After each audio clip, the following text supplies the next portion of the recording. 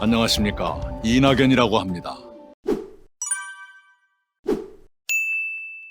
안녕하십니까. 이낙연이라고 합니다. 저는 젊은 시절에 신문기자로 일했습니다. 그 다음에는 국회의원, 도지사, 국무총리로 일하고 다시 국회의원으로 돌아왔습니다. 오늘은 대통령 후보로 나서겠다는 말씀을 드리고자 이 자리에 섰습니다.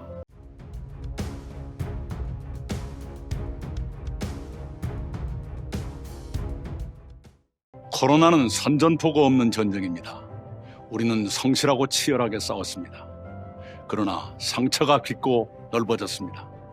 자영업자들은 허리가 더 휘었습니다. 노동자, 농어민 모두 힘겹습니다. 청년의 취업 문턱은 좀처럼 낮아지지 않습니다. 안타깝고 송구스럽습니다. 이렇게 힘겨운 국민을 더 따뜻하게 보살펴야 합니다. 그 일을 제가 하겠습니다. 특히 사회의 격차가 더 벌어지고 있습니다. 없는 사람은 더 어려워지고 외로운 사람은 더 외로워졌습니다. 청년을 비롯한 많은 사람들이 세상의 불공정에 항의합니다. 불평등을 완화하는 일이 시급합니다. 상처받은 공정을 다시 세워야 합니다. 그 일을 제가 하겠습니다. 내 삶을 지켜주는 나라가 되어야 합니다. 그 일을 제가 하겠습니다. 저는 우리 민주당의 세 분 대통령을 모셨습니다. 김대중, 노무현, 문재인 대통령은 저에게 학교였습니다. 저는 그분들로부터 정치를 배우고 정책을 익혔습니다.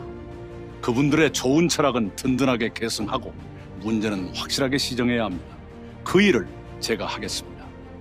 내 삶을 지켜주는 나라, 자랑스러운 대한민국을 만들기 위해 무엇을 할 것인가?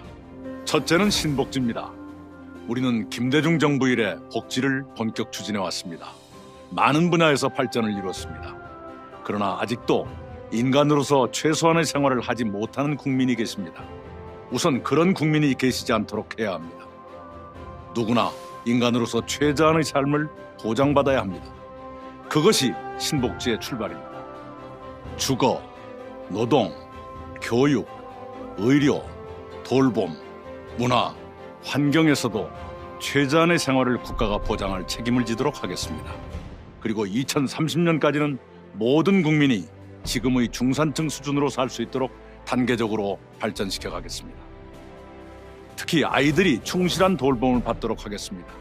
그래야 아이도 좋고 부모도 좋고 청년 일자리도 늘어납니다. 둘째는 중산층 경제입니다. 10년 전에는 우리 국민의 65%가 중산층이었습니다. 지금은 57%로 줄었습니다. 그것을 다시 70%로 늘리겠습니다. 중산층이 두터워야 불평등이 완화됩니다. 사회가 위기에 강해집니다. 중산층이 두터워지려면 좋은 일자리가 늘어야 합니다. 그렇게 되도록 IT, 바이오, 미래차, AI 같은 첨단 기술 분야를 강하게 육성하겠습니다. 그리고 지구를 지키는 그린 산업을 활성화시키겠습니다. 지구는 차갑게, 사회는 따뜻하게 만들며 청년들께 보람찬 일을 드리겠습니다. 금수저, 흑수저가 세습되지 않아야 합니다. 계층 이동이 더 활발해져야 합니다. 일자리와 세제와 복지가 그 역할을 수행하도록 하겠습니다. 셋째는 국가의 틀을 바꾸는 헌법 개정입니다. 이제 내 삶을 지켜주는 정치로 바뀌어야 합니다. 그러기 위해 사회 경제적 민주주의를 강화하도록 헌법을 개정하겠습니다. 생명권, 안전권, 주거권을 헌법에 신설해야 합니다. 토지 공개념이 명확해져서 불로소득을 부자들이 독점하지 못하게 막아야 합니다.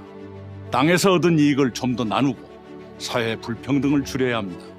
헌법에 나오는 행복 추구, 균형 발전, 국민 주권, 기회균등, 그리고 평등이 창백한 관념에 머물지 말고 생명력을 발휘해야 합니다. 특히 수도권과 지방의 균형 발전을 힘차게 추진하도록 헌법에 확실한 근거를 두고 싶습니다. 넷째는 연성 강국 신외교입니다. 세계는 연성의 시대로 접어들었습니다. 무력과 영토보다 경제와 문화가 더 중요한 시대가 된 것입니다. 대한민국은 연성 시대의 강국으로 도약해야 합니다. 우리의 경제와 문화가 뒷받침해 줄 것입니다. 그것을 토대로 연성 강국 신외교를 펼치겠습니다. 미국의 세계적 투자자는 한반도가 최후 최고의 투자처가 될 것이라고 말했습니다. 그것은 평화와 통일을 전제로 한 것입니다. 한반도의 평화를 제도적으로 정착시켜야 합니다. 그렇게 하도록 한국이 더 주도적인 역할을 해야 합니다. 김대중, 노무현, 문재인 대통령의 평화 해결을 이어가며 시대에 맞게 발전시키겠습니다. 미중 양국은 거대한 고래 같은 존재입니다. 그 사이에 놓인 우리의 외교는 돌고래처럼 지혜롭고 민첩하며 세련돼야 합니다. 대한민국은 세계적 위상이 G10 수준으로 높아졌습니다. 1인당 국민소득에서는 G7의 한 나라를 제쳤습니다. 이제 G5를 꿈꾸며 나아갈 만합니다. 그에 걸맞은 역할과 책임을 이행해야 합니다. 저는 국무총리로 일하면서 세계 25개국을 방문해 정상급 지도자들과 회담했습니다. 높아진 국격에 부응하는 외교를 저는 할 수 있습니다. 다섯째는 문화 강국의 꿈입니다. 우리는 BTS 보유국입니다. 게다가 우리는 봉준호 보유국의 윤여정 보유국이기도 합니다. 백범 김구 선생의 꿈이 이루어지고 있는 것입니다. 문화와 예술은 간섭하지 않으면 않을수록 창의적이고 더 아름다워집니다.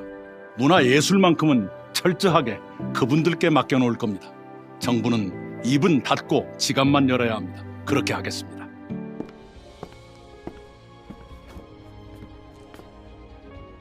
존경하는 국민 여러분, 오늘 저는 여러분의 선택을 받고자 여러 말씀을 드렸습니다. 모든 것들이 제자리로 돌아와야 아름다운 세상이 됩니다. 우선 그런 날을 앞당기도록 최선을 다하겠습니다. 부족한 사람의 긴 얘기 들어주셔서 감사합니다.